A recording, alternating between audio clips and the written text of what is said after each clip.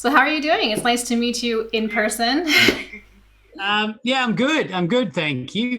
We're just been at home with my daughter today. She's about 19 months now, so it's fun, but she's a handful because we got stage 4 restrictions here with the whole COVID-19 thing. Mhm. Our daycare that she would normally be in is closed. So it's a case of having her at home which is, look, it's fun. I love it. Yeah. But it's kind of exhausting. So I might be a little bit brain tired. Yeah, Which hence is why I've got a coffee in my hand.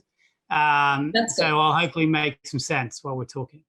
So, so of course, everybody is probably very familiar with Remains and the short story collection Bones that you did. But when I was setting this interview up with you, you also work in film, right? So, Yeah, kind of more than I used to than I do now.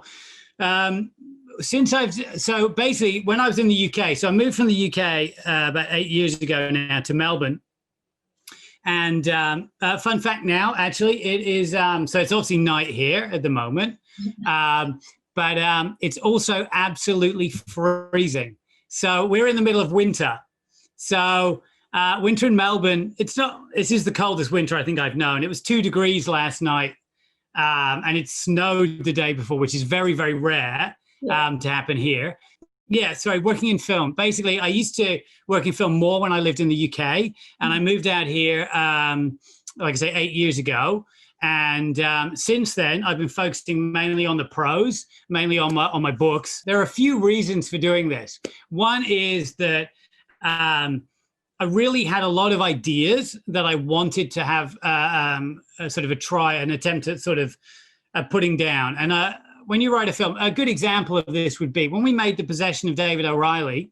From writing the script to it being to it actually coming out, it took 9 years. mhm. So it took 9 years to get the script. Took 6 months to write, and then maybe about a year again to rewrite it. But that was the sort of that period of time to actually create the film initially. But it took almost 9 years for me to get to a point where I could raise the funds to make that film. Even sometimes you get paid by a producer to sort of bring it to fruition for a production that then may just not go ahead. Mm-hmm. So really it just ends up on somebody's shelf. So when I moved to Australia, I thought I can attempt to make a lot of the contacts that I'd made in the UK again, or I can say, okay, I'm going to take some time. I'm going to think about what I'm going to do, and I'm going to get some of these ideas down that I've really wanted to write, but knew they would probably never get made.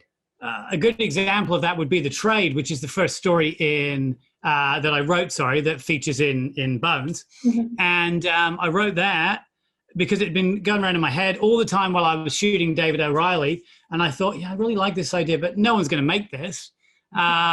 It's too short. It's not, traditional. It's not necessarily what people would be looking for. It's really been an amazing response from people. I've been really sort of blown away by how well people have received the stories.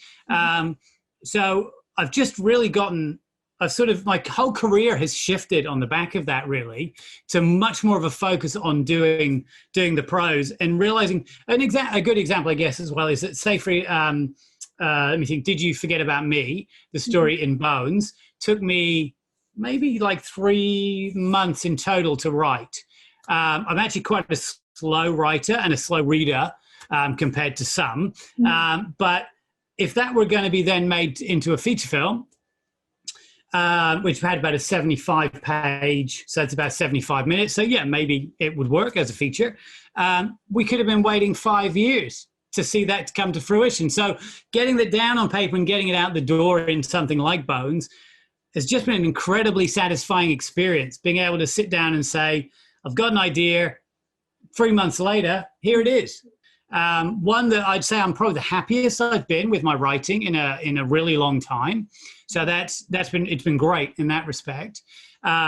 Is that just because you feel like you have more creative freedom to do kind of what you want and there's no restrictions Yeah, that makes sense. Exactly. When I'm writing the prose, I can just do anything I want. And there's a real sense that when you when you work in film, it's always any film is the product of a lot of people. Mm-hmm. And as the writer of that film, you're not really very high up the food chain. So what happens is you'll write the story, and then by the time it makes it to film, quite often, it's very different. Not really very similar a lot of the time to what you did. You know? Yeah. Even with David O'Reilly, where I was directing on it, what you see if you end up watching the DVD, for example, is not the final cut that I wanted, if you see what I'm saying. Now, that's okay. That's the nature of the industry. You can't... Well, I think there's a lot of factors, though, right? I mean, it's like you're taking words, prose, trying to express them in some kind of physical, visual form that makes sense, that feels good, that feels like it has some weight. And sometimes it just doesn't translate well. So you try to find a different way to express that same idea, which sometimes I think can be really cool. Even though some people do get a little upset that it's not exactly like the book, sometimes. It's a hard... Yeah, that's exactly right. No, you're absolutely right. It people do, and that's understandable. And as the writer as well, particularly on set when you're directing too, it's a job of compromise. So exactly. So then how does this affect your writing? Like, I know that it affects your writing, at least in the sense that you can do what you want to do and you have this freedom. But does it also affect maybe when you're writing scenes, are you seeing it in more of a visual format, or are you seeing it? Yeah, I think that's definitely the case. I think I plan in the same way I planned when I was writing for film and directing. So I still think of each sequence as being a scene, and I very much think, how would this look visually? Whenever I'm writing anything. And I think I worked in film for maybe 15 years, television and film, that sort of thing. Mm-hmm. And I think you just train your eye to be thinking, this is what I would shoot visually. Yeah. I generally think of it as a movie, I guess. I think that's great, because for someone like me, I appreciate it, because then there seems to be just more depth to the scene. Because it's not just like we walked into a bedroom. It's more like you describe the room, and then you also describe it in color, and the color sort of tells you about a lot of things like emotion and, personality. And then maybe there's a few items, that are kind of hidden in there to give you a little bit more information if you're paying attention, right? And so I like that type of stuff. And I think in Remains, that's something that I definitely picked up on, was just this, in the house itself, it was cinematic. It was very cinematic also too, where the entity, whenever it was doing anything, it was cinematic. It was so good, and you could see it so clearly in your mind, and that's what made it so wonderful. Good to hear. Thank you. That's good, and that is kind of what I would want it, how I would want it to come across. I think with horror, I actually have a few screenplays that I'm planning to convert into novellas mainly. Most of them are shorter. Is that a challenge for you, or is that something that's kind of you're just filling in the blanks that aren't there? Oh, it's a funny mix, because when I worked in film, I used to get into trouble for putting too much description around the dialogue. So obviously, when you give a script to a director, they kind of want to be able to interpret that themselves. Mm-hmm. And you really do. I mean, 90% is just dialogue. And the descriptions are meant to be really concise. So I kind of sucked at doing that, in that I had my hands in there the whole time. And I was very bad at handing stuff off. And so obviously, when you're trying to translate that into a novel or a short story, like in Bones, for example, you definitely be getting the chance to really run with that more and give the reader much more of a feeling of what's actually happening. And it's really good to be able to do that, but it's also a challenge initially, because I'd come from a period when I've been writing for quite a long time, trying to avoid doing that, because it's the opposite of what anybody wanted in the film industry, Interesting. Okay. And I know that we talked a little bit about on Instagram how you feel about CGI. and how you prefer, more practical special effects. I definitely do. Yeah, I definitely do. I think, with CGI, computer generated effects have come a really long way. You know what I mean? They are so much better now. But I still, maybe it's because I've grew up with the movies of the 80s where we had a lot of practical effects and what I would still call golden era of horror. Do you know what I mean? These were the movies, like we said, about The Thing, for example. That's a really good example of an effects. It's still good. It's still creepy and scary and unsettling. Amazing, in my opinion. It still looks fantastic. If you want to look at amazing practical effects, go back to 1969 and watch 2001. Do you know what I mean? You watch 2001, it's hard to imagine that it was shot in 69. So one of the arguments with computer generated effects is, it's, they're good for certain things, but particularly in the horror genre, they're kind of they feel like the low budget version. It's kind of difficult to explain because obviously horror is rife with low budget filmmaking. It comes off cheesy, I think, most of the time. It does. And I think we see laziness as well. So when I was making David O'Reilly, there were a lot of conversations. So there's no CGI at all in the film. Everything is practical effects. So we built great big monsters, and things like that. And that was pretty amazing thing for someone like me, who's a big fan of those kinds of movies, to actually see happening and be on set while that's happening. Do you know what I mean? And so, and as someone who, for me, I think one of the really important parts in making film was working with the actors. When you're an actor and someone says, okay, so you're going to be acting to the wall over there, but we will be adding in a monster, promise. We brought in one of the monsters in David O'Reilly. There's a very tall gentleman in the costume. And he's standing, and the monster ends up being about 7 feet tall in this small room that we're in. Now, that can't help but have an incredible effect on both the people making the film and the actors in the scene. So when you take that away and say, hey, we'll green screen in someone later on, do you know what I mean? It's how do you draw out that emotional response? I'm sure some people are talented at maybe doing that, but I think for most people, you need something, right? You need something to hold on to. Like an actor acting against another actor because the person in that costume is an actor. They're both, it's a performance of two people working off of one another. They really sense it. So I feel a lot of the time when you see CG monsters in movies, you can go, oh, this is still fun, but it's not frightening. It's not frightening in the way horror should be. There's an emptiness there, and there's an emptiness and a dissonance, where you're just not really feeling it. So is there a film that you feel really combines CGI with practical effects very well? So, for example, an idea of a movie I've seen that I watched last year that I didn't really enjoy very much, okay? So it's kind of horror sci-fi. So Annihilation. This is going to be controversial, I feel. There are some moments when I really thought the effects were excellent. I thought some of the effects were fantastic.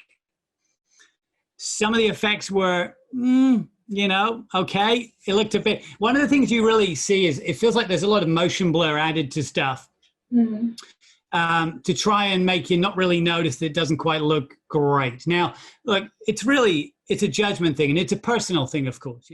So which practical effect was it that you felt, or which effect was it that you felt that just really didn't do it for you? Okay, so I thought for example, I thought the bear was fantastic. I thought it was really well done, even though obviously CG, I thought it was really good. But later on as the movie, now look, you could argue with me and say, look, it becomes very clearly sci-fi as it goes on. Do you know what I mean? It becomes much more, it's not meant to be realistic, Andy. So stop complaining. Do you know what I mean? Like that, you could argue that. But towards the end, I really felt it, to me personally, I thought it started to look pretty bad. So, most of the stuff that happened, I don't really want to spoil the movie if someone hasn't seen it, but what I would say is in the sequence where you might say it looked a bit like a dance, you've seen it obviously, haven't you? Yeah, I've seen You've seen the movie. So pretty much towards the very end, and the location where things happen at the very end. That was that's my cryptic way of saying what I didn't like, really. So okay, all right. Just trying not to spoil it, because I think that if you haven't seen it, there's some pretty important things towards the end, isn't it? Yeah. I mean, there is. I mean, I think to me, like the creation, the designs, I think of maybe expressing the evolution that's like happening or whatever was not always convincing for me. But when I sort of looked at it in an alien concept, then I kind of like gave it a little bit more room, because I was just like, well, if it's not something that we are really familiar with, then I guess what would it look like? And you can kind of give it that space. Yeah, I'm just trying to think of a good way to describe it. There's a sequence slightly before that where they find the bodies, and there's like sort of almost a mosaic of pieces and that sort of thing. I thought that looked excellent as well, but that would almost certainly have had practical effects within what they were doing there. It was really good, like to see maybe a couple of years ago now, to see a movie like The Void, when The Void came out, and we were looking again at a lot of practical effects. And a feeling of a slight resurgence of that sort of thing. Quite often, like when I was working in film, you'd hear people go, we'll fix that in post. And that to me is it's an awful thing, because when you go away, when you finish on set, if you don't have what you need to get to the to sort of the final edit, then you don't have your film. You know what I mean? Realistically. So to say, oh, we'll just fix that later, it's just lazy filmmaking. You know, don't do that. Do it when you have the chance. Plan better, make a better film. Don't think you're just going to fix it up. And I've seen quite a few movies where you think, yeah, you didn't have that. You didn't have that. You added that in later. Do you know what I mean? And so I mean, it's like jump scares too. It's like the jump scare thing is so stupid. It's not that it's scary. It's loud. You know, and so like anything loud is going to be jarring. And it's just so many like tacky, you know, ways of trying to scare people. And I fucking hate it so much. As horror fans, we sort of vacuum all this up. We're like, we will, a new horror coming out. Yeah, great. We all go in hoping it's going to be amazing.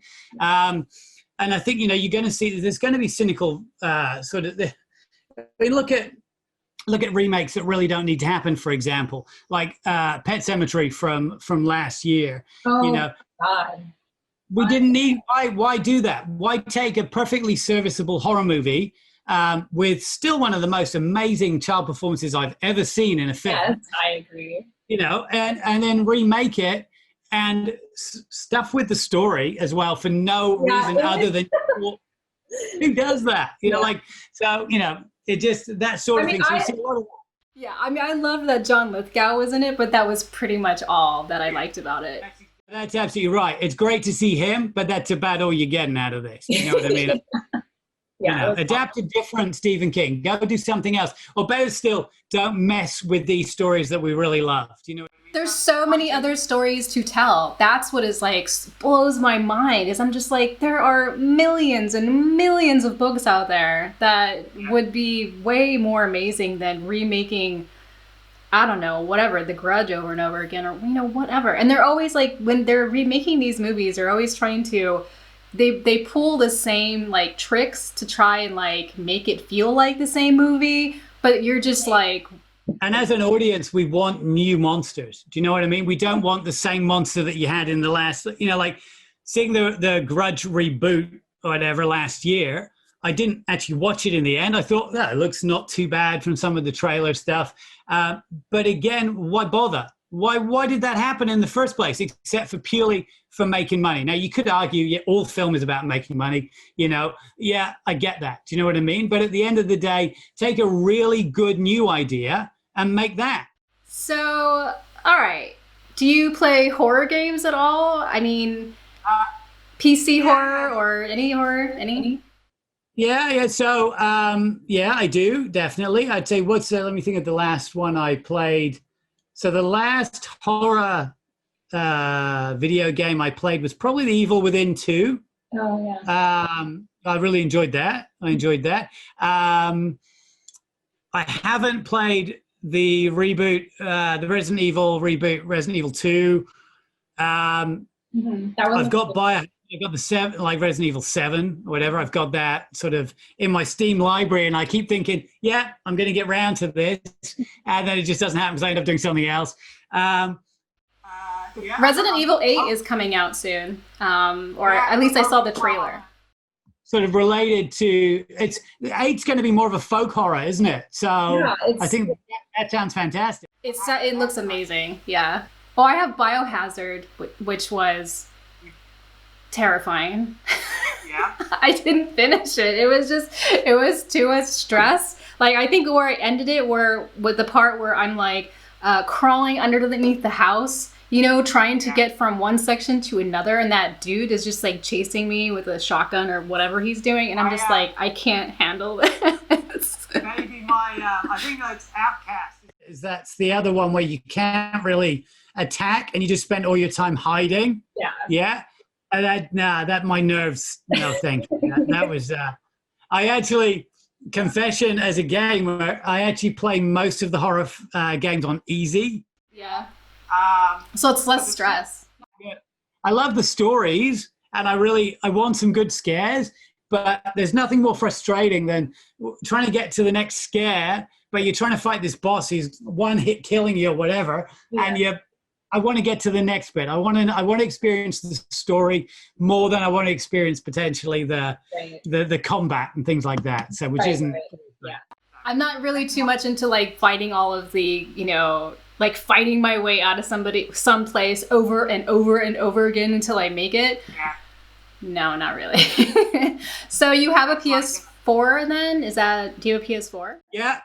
So I'm mainly a PC gamer. That comes down to because obviously I do the video game photography as well, so I do a lot of that, and that also shapes what I play, because I've done so much of the kind of virtual photography now that I can't play something if I can't shoot it a lot of the time. So it's tough in that respect. So I'll sometimes pick up a game. It doesn't have a photo mode. And I'm like, I want to play this, but I know that I'm a real fiend for like having to shoot everything I play. So I kind of sometimes I'll put stuff down because I can't shoot it. So, but I do have, I have a PS4, a Pro, which I bought in order to play The Last of Us. Mm-hmm. So I waited a really long time to play The Last of Us because obviously it came out on the PS3 originally, didn't it? Yeah. And then when it was available for the PS4, the remastered version, I waited again because I knew that the PS4 Pro was coming, and I wanted to try and play it at like the best possible sort of graphical fidelity that I could. And so I waited, and I bought my Pro. That was for my birthday a couple of years ago, in order just to play that game, and it was worth it. It was worth the money that the console cost. It's absolutely one of my favorite games of all time. So that's it, and that was a great horror game. Yeah, it was great horror game. So scary and so good though. A lot of story, which is like what I appreciated. It wasn't like tons of fighting. It was kind of more surviving and getting through. So it was really awesome. It's exactly right. So do you have a VR as well, like the PS?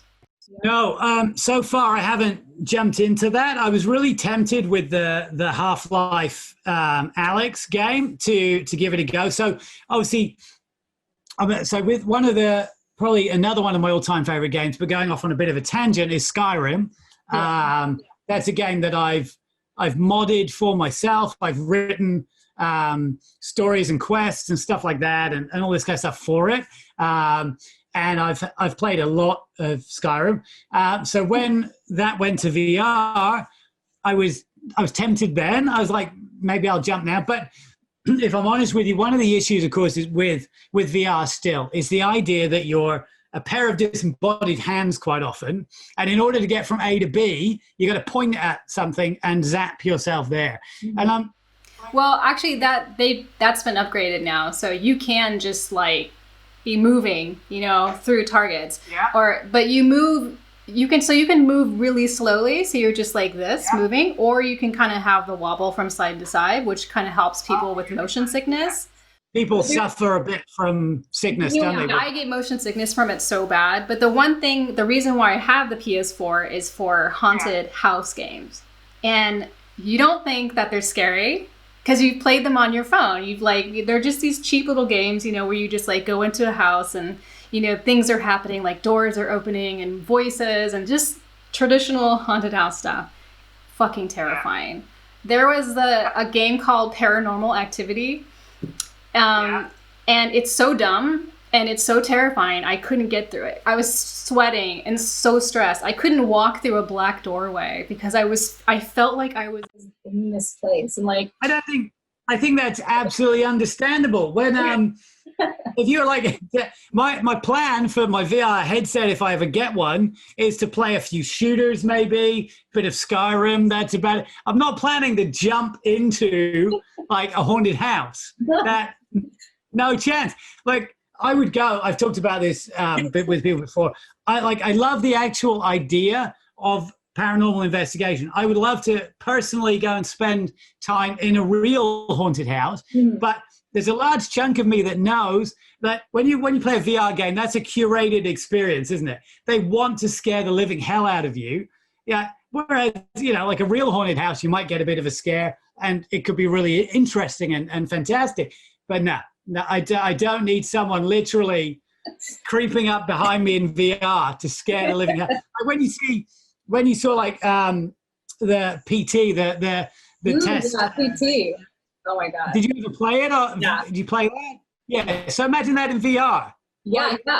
That's what it's like. It's horrifying. So you can also play Biohazard in VR. And I was like, oh, you can? Yeah, I was like, nope. No fucking way. There's just no way. Yeah, that would just be like something. In a first person perspective, that really would be something. No chance. Yeah. Just ridiculous.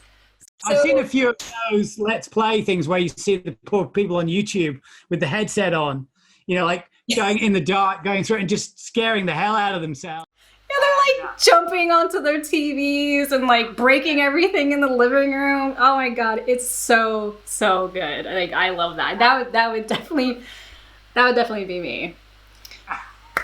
So in the world of like the paranormal stuff, what is it about the paranormal that you find personally creepy? Yeah, I guess for me, like, so I've always, when I was a sort of a teenager, my fascination with the paranormal sort of came to be. I can't say exactly what triggered it, but I've always been kind of fascinated by the unexplainable. I suppose when I was a kid growing up, we used to have this Saturday morning show, which was Arthur C. Clarke's Mysterious World. And in it, if you were to check it out on YouTube now, it's probably incredibly corny. But when I was a kid, this was, you know, I was glued to this because it was essentially every mystery gathered together in one show. So it's where I first learned about UFOs and crystal skulls and things like that. And obviously there was a lot about hauntings and things like the famous Borley Rectory haunting and work of people like Harry Price and investigators who, to me, were iconic at the time. So, you know, I'm watching all this. And of course, it's Arthur C. Clarke. Looking back at it now, I'm thinking, if I were to watch it, I think I'd probably just find him talking in between each story, a little bit of a vague introduction, not necessarily being as involved as I remember in my head. Yeah. So one of my big issues with paranormal investigation is a lot of people will say, you got to kind of take this on faith. You know, you got to go, look, you know, I know there's no evidence, but at the same time, you know, surely you believe this. Well, no, I don't. Do you know what I mean? And even back then, I had a bit of an analytical mind saying, you know, like scientists are talking about this. Therefore, as a kid, we're like a 12-year-old or whatever, you're thinking, well, this must actually be real. It must be true. Do you know what I mean? And so that really got me into a lot of sort of paranormal investigation, reading basically every book I could get my hands on about the paranormal. And I've always been like, even as someone now in their 40s, I feel still really I would still love to dedicate a bunch of my time to going to investigate famous haunted locations.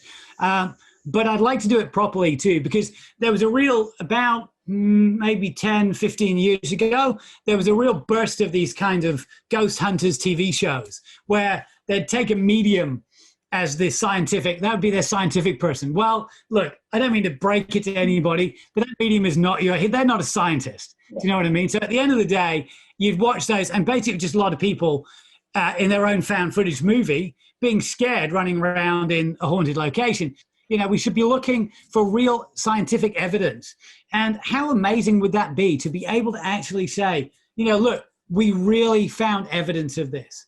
Instead of, like, I know there's the potential that this evidence never gets found. You know what I mean? That we never really see proper scientific evidence. And therefore, anecdotal evidence is all we have. And people have grown to become satisfied with that. I experienced that cold chill when I walked into the room. Well, probably not as scientifically as a thermometer might have done. Do you know what I mean? That kind of thing.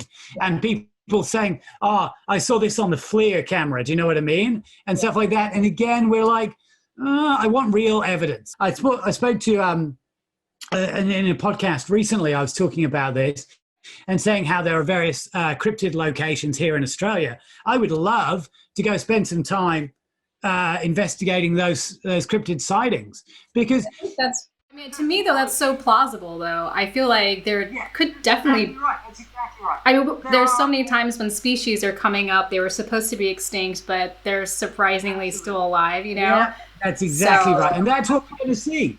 We're going to see cryptozoology is, these are animals that have not yet been classified. It doesn't mean that they don't exist. And so, I would love to do that. That would be really fascinating. And I kind of feel the same way about the paranormal. So I want to believe in this.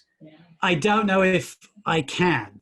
Over the years, my belief in the paranormal has waned a bit, yet my belief in something like UFOs is entirely solid. Now, I absolutely believe, I think it's naive to think that there's no other life. Whether it's actually visited us on Earth, I don't know. I don't know if that's actually the case, but I 100% believe that that's fact, pretty much. But over the years, my belief in ghosts and the like is, just taken a bit of a beating, I think, by sort of real life and lack of credible evidence. Yeah, it's really interesting. I think, like, for aliens, to me, it's like we can't be the only planet in a universe that has life on it. Maybe it doesn't look like us.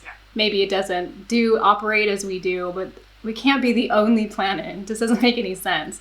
That's exactly right. So many people thought that of, like, North America, South America, because they thought, well, England is the only place that exists, so there must not be anything else around. It's not true. There's people living everywhere. So we just see that exactly it's playing out so much. And, like, for the paranormal, for me, it's like, I want to believe, because I want to believe that when I die, I can come back and haunt people, because that's what I want to do. But the older I get, though, it's just like, I don't see it. Like, for one, it doesn't make sense that there would be certain individuals who remain.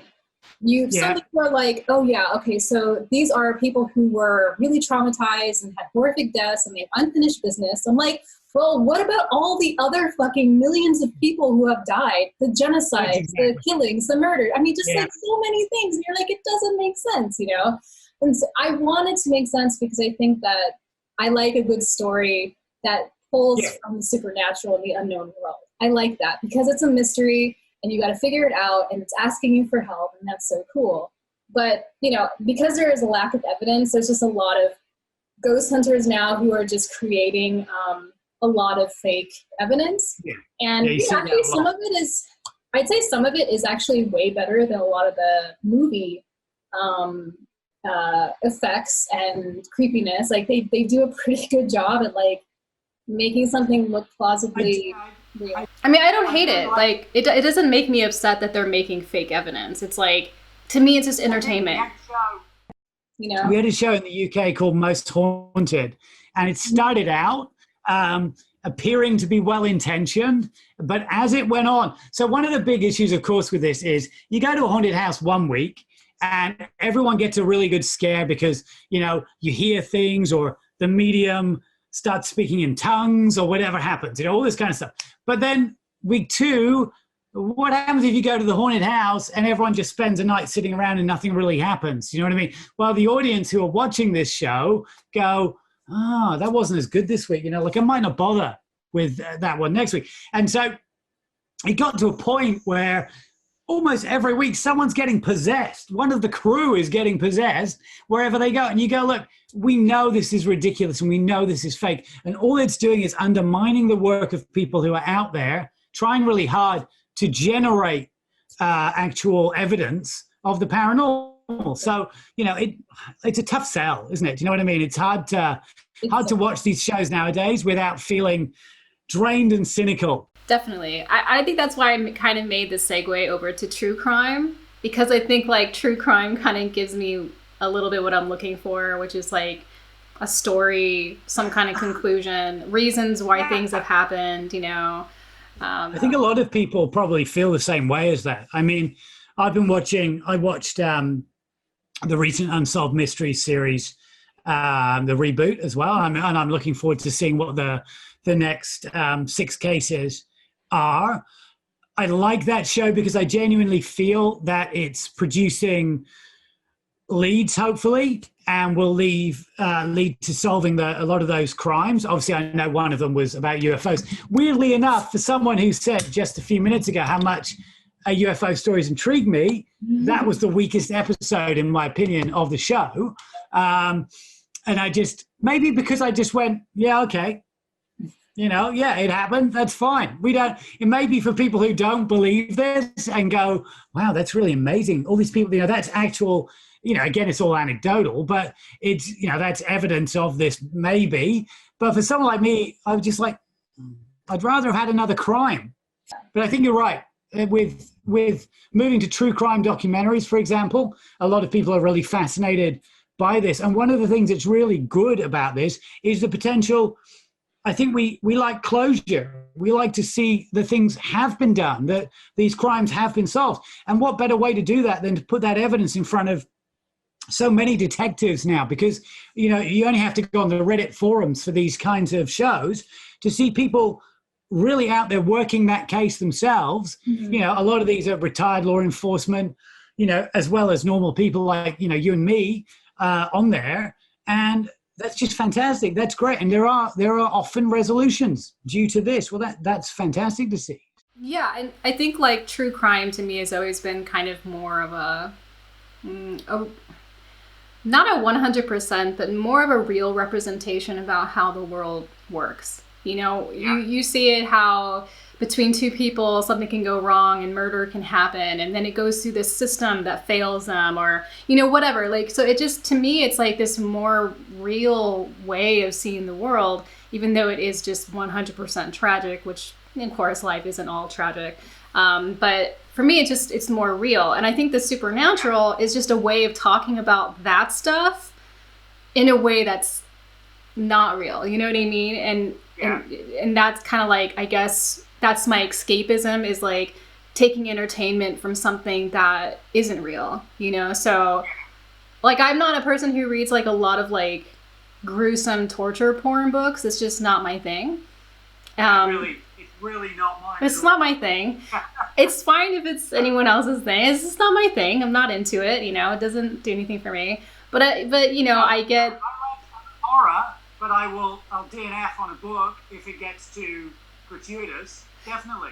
Right. Because then it's like, it's one thing to be like talking about a crime or some kind of act of violence, but when it's just like this tedious, constant churning of every moment, it's like, oh, okay, like, no thanks.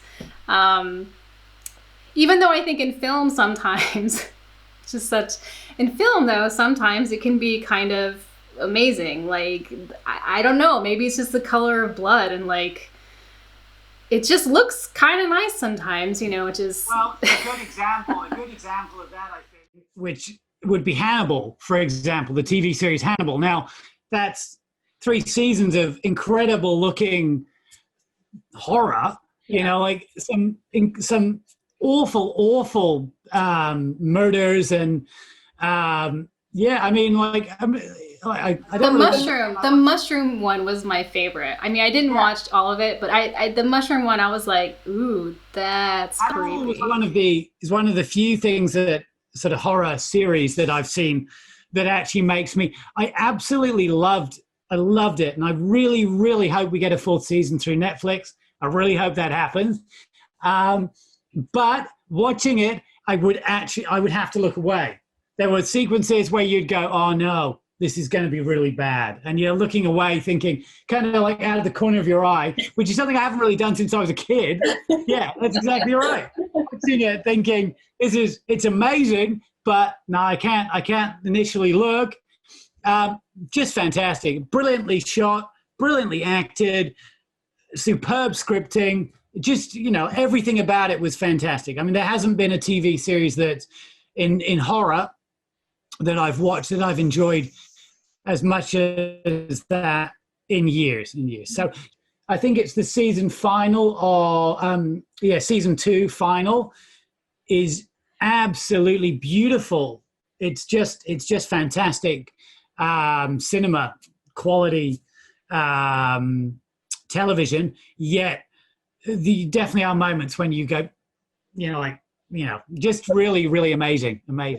So that brings me to how you prefer series now over films. And is that just because of the length, or because they have time to tell a story, or what's the reason? Yeah, it's what you're saying. It's the time to tell a story, I think, as much as anything else. So I really now television has changed a lot, I think, in the past sort of 10, 15 years, in the sense that we've gone from a period where it was secondary to film to where a lot of people, I feel now, would rather a good, like not horror, but a good example of this would be Game of Thrones, in the sense that people were absolutely fanatical about it. When was the last time you watched a movie where you had that level of involvement, that sort of that much was sort of in the sense that look at season 8 and look how people took that. Yeah, now there aren't that many movies that have had that kind of effect on people in terms of actually engaging with me as a viewer. I feel that I like seasons of a television series more because there's a lot more time for the story to breathe and the characters to become people that you can really get involved with, because I think you can really develop interesting interactions, the kind of interactions that you get when you're reading a good novel, but you don't get when you're watching movies a lot of the time. And there's a real thing I feel in cinema nowadays, and this isn't intended to be snobbery, but I genuinely feel back in the 70s, 80s, even some of the movies of the 90s were smarter than a lot of the films we see nowadays. You don't see the level of storytelling. And you could just say it's because we've seen a lot of cinema. We've grown up with cinema. Our generation has seen an incredible amount of cinema. When was the last time we had a movie that was of the standard of The Exorcist, for example, or something like that? It's not necessarily the best example, but I can't think of another movie as impacting. Or, if you want to talk about horror and you want to say, like, going back to my very favorite horror movie, when was the last The Thing made? You know what I mean? Like, no one's made a movie that stood out like that. It's not to say there aren't good examples. It makes me, I don't want to seem really negative because I do see horror movies I like. Do you know what I mean? I do still see horror movies I like. But when you're talking about, like, the Conjuring universe. Now, I know this is marketing speak, yeah? And you go, look, not everything needs a universe, okay? So not every movie needs to be this, like a part of this universe or that. Just because Marvel does, I feel now like the Conjuring movies to me are just cookie cutter horror movies that generally make you go, yeah, it was all right, I guess. Do you know what I mean? And that's what I mean. I think in terms of movies in general, quite a lot of what we see is not as original, I guess. I guess that's one of the really big points, isn't it? When you're watching stuff that you feel like, I just want to see something that I think this is a really original idea. Okay, I'll give you an example of a movie I really loved, a horror movie. I really loved Hereditary. Yeah. So I thought that was fantastic. And why was it fantastic? It's fantastic. One, because I really didn't know what was going to happen. I had no idea where that was going. And it consistently. So this was another movie that, even though it's not particularly gruesome, it had me. It's one of the few movies I've seen in the past few years that was white knuckle horror the whole way through. So right from the beginning, I'm thinking, I feel really uncomfortable here. I'm feeling really edgy about this film. And all the way through it just made me feel edgy right to the end when you get the kind of reveal and you go, I had no idea. Now I understand why.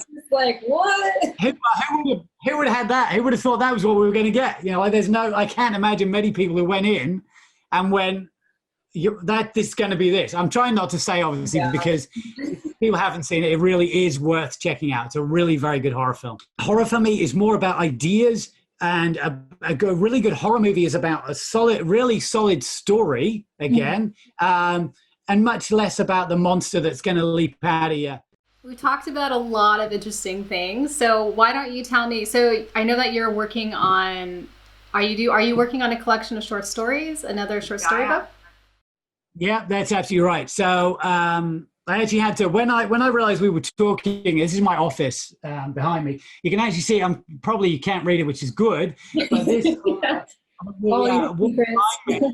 is the plot of one of the stories that I'm working on at the moment. So one of the things I do when I'm working on any of the stories I do is I have a board, which is where my laptop's actually balanced on at the moment.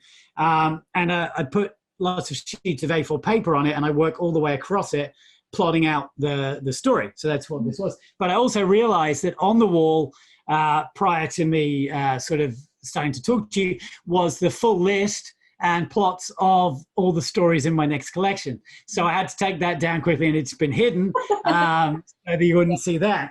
So I'm working on a new collection called Heart, and it's 5 stories again. And the plan is... Wait, is it in the universe of Bones? That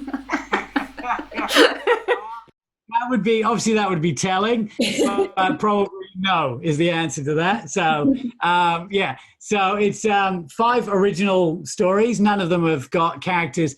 Look, I joke about that, but I do think about revisiting some of the other characters in the other stories sometimes. Like Hope and Walker there is a second Hope and Walker story, which I've half written, but will not be in Heart, but will come out eventually. And I really liked the characters in Knock and You'll See Me, and I really would like to revisit that family again later on after the events of that story. And I've got kind of a story for that. But so after all my sort of ribbing people for doing that, there is an element of me doing that. But yeah, so Heart is 5 stories again, 5 original stories. There are probably 2 novellas and 2 shorter stories and 1 flash fiction story, in the same way that The Rambling Man is at the end of Bones. And they're different. They're all horror. They all feature monsters of various sorts.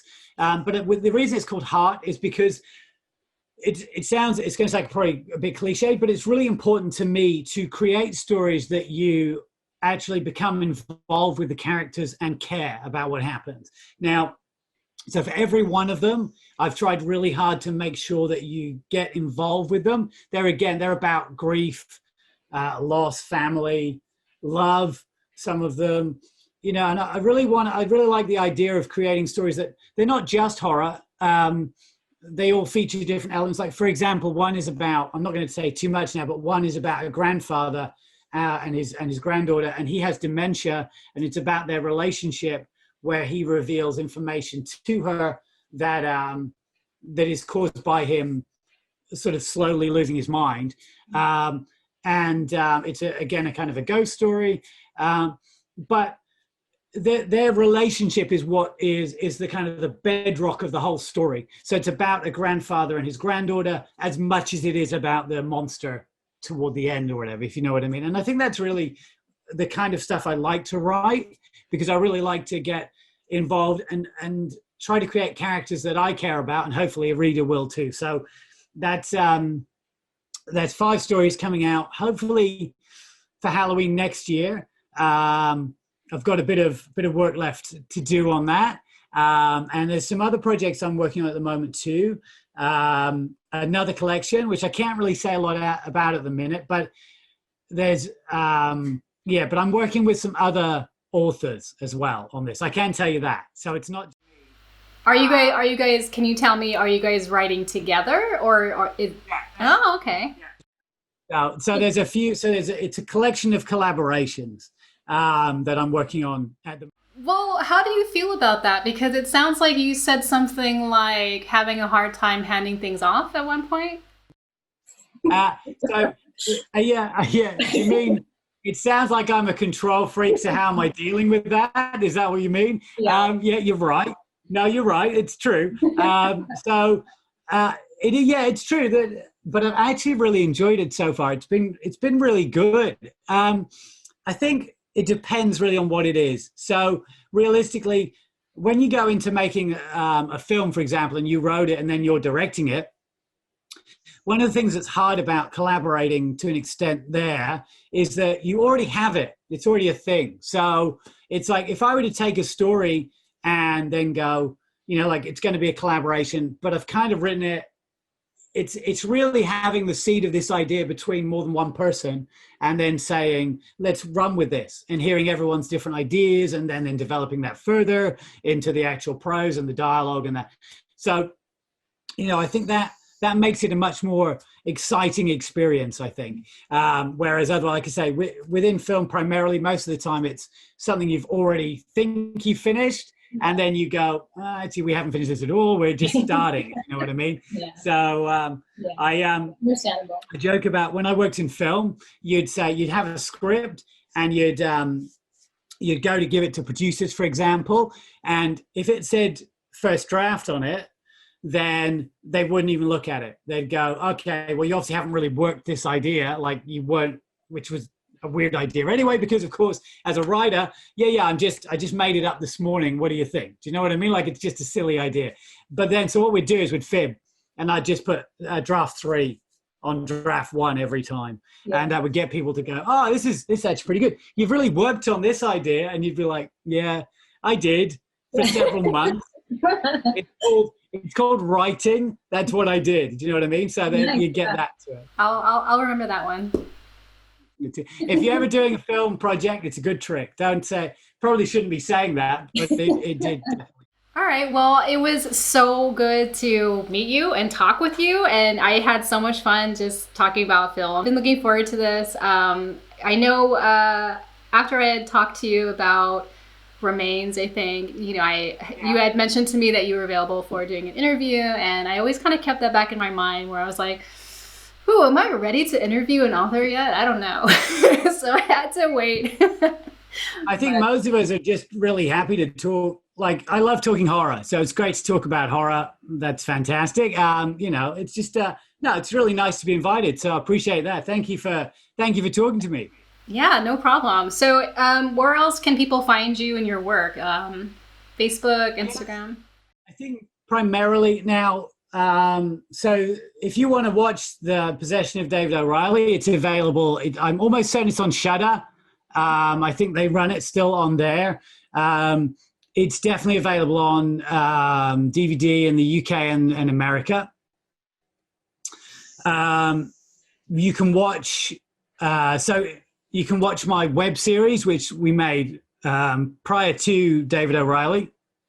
It's actually how we got the funding to do it, which is if you Google search Louise Paxton, that'll take you to some YouTube videos about a haunting that may or may not be real. I'll leave that to people to decide. So there's that. Look, primarily, I guess I'm on Twitter, most active, more actively than anywhere else. I've been really, really lucky since Remains came out to be able to talk to some of my kind of horror heroes through Twitter. And that's been pretty mind-blowing as an experience. Awesome. Well, thank you so much again. And I guess I'll catch you on Instagram when you're on there every so often. Yeah, I get on there. I think I really love Bookstagram on Instagram, and seeing, you know, the incredible shots that people produce, and the real passion of people who are reading on there in the sort of horror community. I just don't often feel I have much to put across myself. So I like, you know, like for me, there's some incredible talent.